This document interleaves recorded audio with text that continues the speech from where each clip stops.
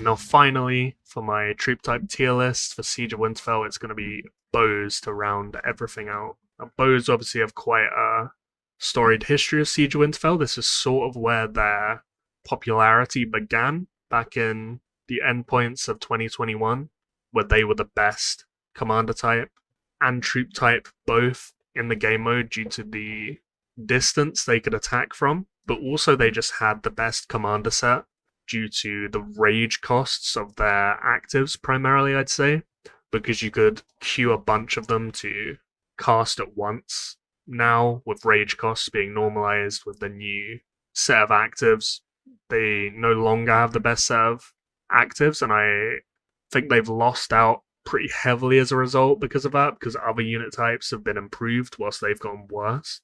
So the swing effect there has hurt them quite a lot. You can, of course, still have a lot of success playing bows in this event though. So I'm going to go over a lot of the same talking points, I imagine. There's a lot of similar commanders due to the total attack statted ones. So if I sound quite tired going over these same commanders, it's because I've said the exact same things 3 times in a row in the past 2 hours about the exact same commanders already. So Annie will be C tier. She has middling stats, but her active isn't quite good enough to push her up into the high tiers.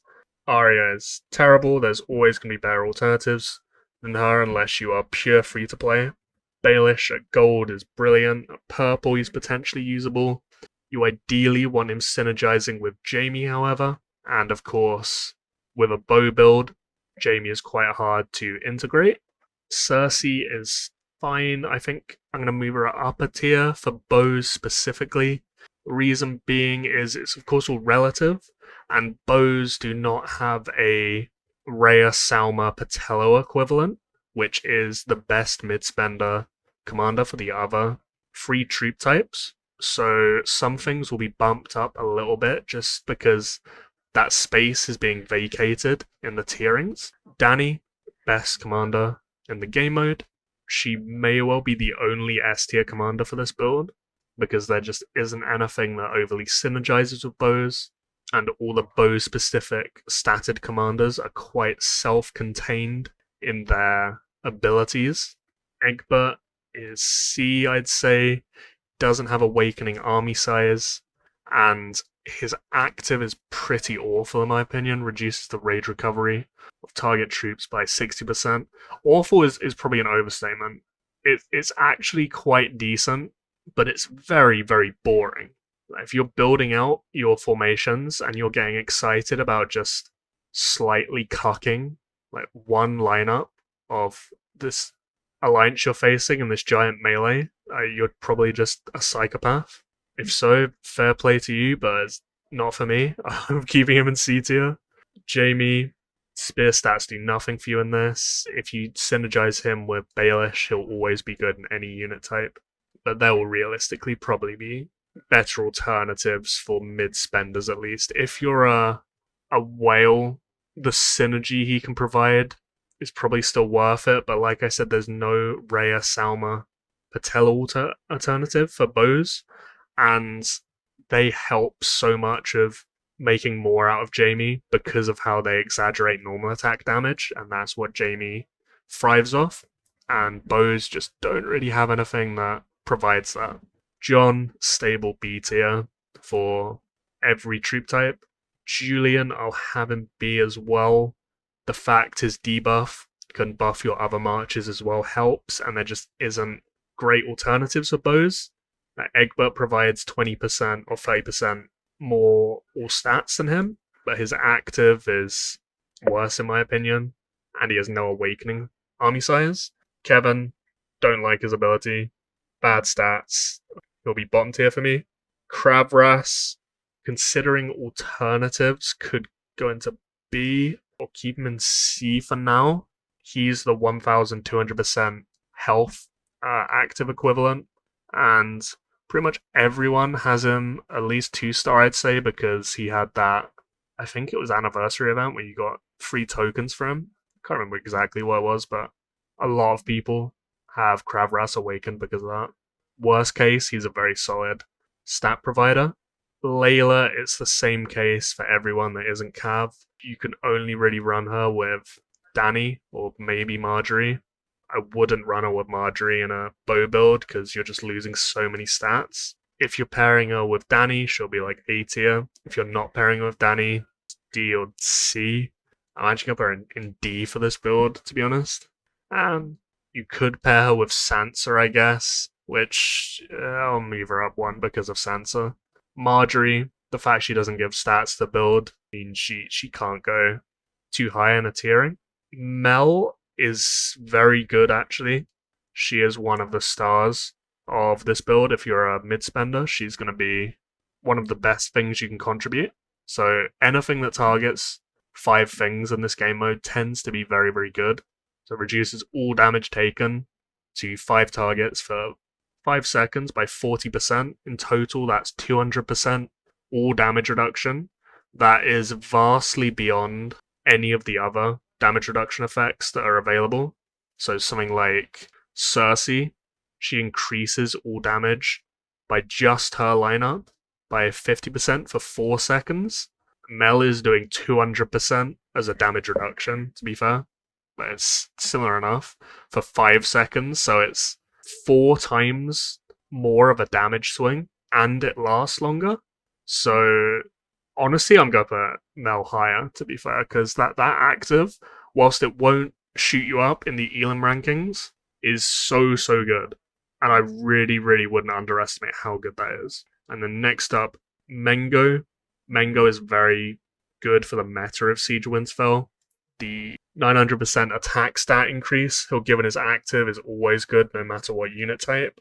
And the movement speed too is always going to be a really good option. He could honestly maybe go higher just because of the lack of alternatives for bows, but I'll keep him there. Night King, very similar reasoning to Mel. He hits 5 targets, he stops them from doing anything for 3 seconds. So I keep saying the normal attack reduction alone, or normal attack prevention, for 3 seconds on 5 targets can be visualized as 1500% damage coefficient as a swing. Then you add on the counterattack damage and the skill damage, and his active is reaching to 3000% damage coefficient realistically, which is great. O'Bane is the second best free-to-play bow option here. He has 350% as a damage coefficient on his active, plus 900% bow attack, plus he's awakened, so you get army size on him. He's very solid. Raymond's terrible. Sabrina's terrible. Tyrion's terrible. I really should not have even put these in the tier list, but they are total attack, I guess, so they can go in everything, so it's just not even worth going into their actives. They're so bad. You should never, ever use these unless you're free to play and really stretching for a 9th commander, and maybe you can use Tyrion, but they're really, really not worth their spots at all. Robert next, if I can find him. So I don't get how his active is so bad. This has got to be the worst active in the entire set of commanders. It's like they've just bought into the Robert meme of him being useless, because there's no reason this should be this bad. Like if we look at Melisandre, it's literally Melisandre's effect, but it's not even half as good in terms of the percentage scaling it does. Plus it only hits 1 target, so it's 15% versus 200% for Mel, which is what, a bit over 13 times worse in terms of overall effectiveness. He's just absolutely horrendous in my opinion.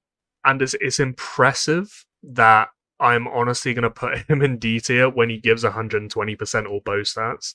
That active is just so pitiful. It's embarrassing, to be honest.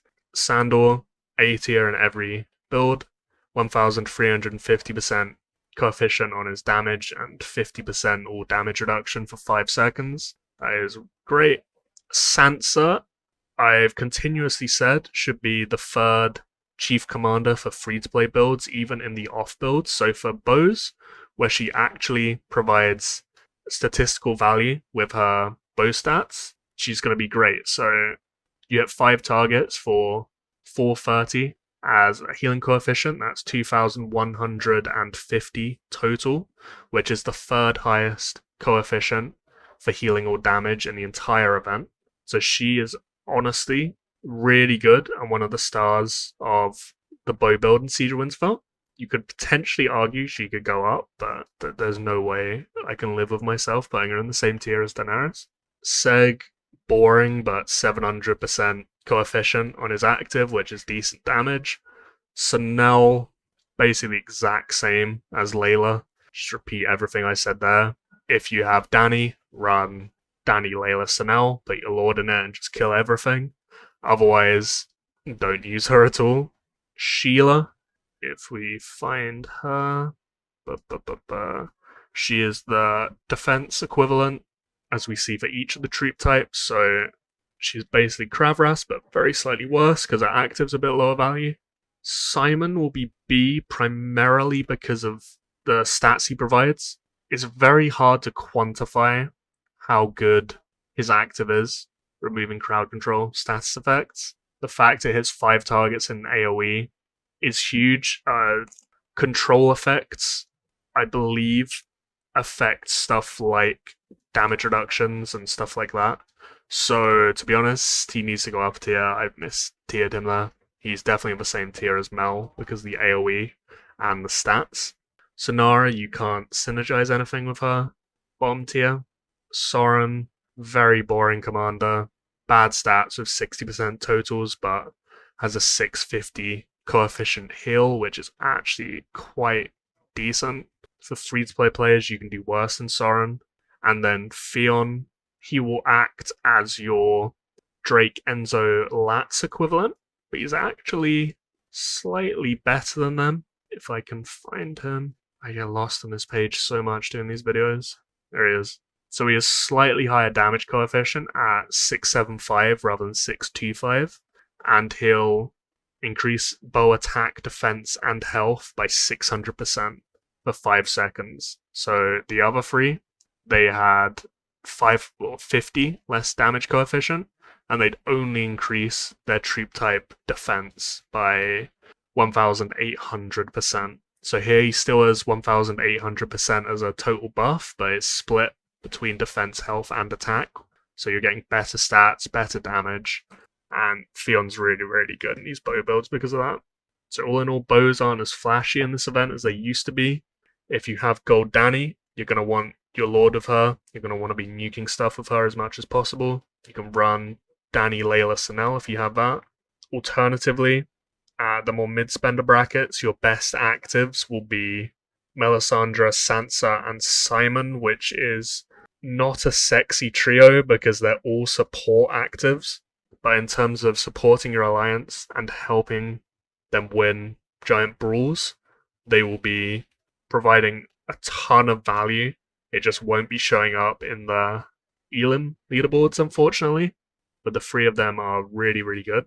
You'll probably want them as your chief commanders due to the effectiveness of their actives. I would probably look to have Mengo in your Lord March at mid-spender and free-to-play levels, just to increase your chase and escape potential a bit.